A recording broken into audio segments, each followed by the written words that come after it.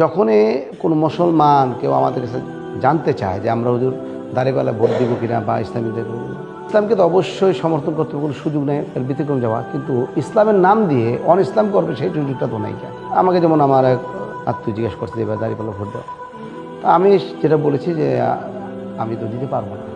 কেন?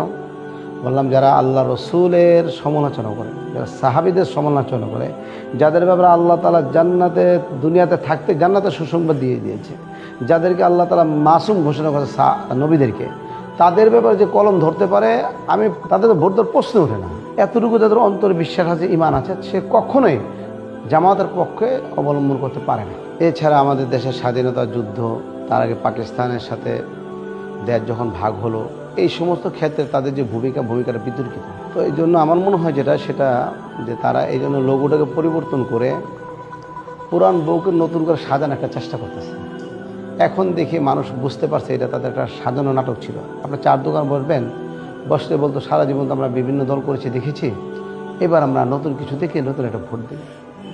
রিস্কালা হুজুর একটা নতুন দেখি, কি দেখি। পরবর্তী জানা গেল যে এটাও তাদের একটা কৌশল ছিল। মনে করতেছে যে একটা ইসলামিক দল আসুক, এই ধরনের অনেকের আত্মবিশ্বাস ছিল, বা যারা হককে চিনে, সত্যকে জানে, কোরআন হাদিসের মাপকাঠি জানে, তারা তাদের ধোকায় পাওয়া যায় নাই, আর ইনশাল্লাহ দিবেও না। এখন তারা যতই রূপ ধারণ করুক, যতই কিছু করুক, আমার মনে হয় যারা এতটুকু ইমান নিয়ে থাকতে চায়, আল্লাহর কাছে রাসূলুল্লাহ সাল্লাল্লাহু আলাইহি ওয়াসাল্লামের সামনে কিয়ামতের ময়দানে দাঁড়াতে হবে, তাদের সুপারিশ লাগবে, তারা কখনোই এই পক্ষকে সমর্থন করতে পারবে না।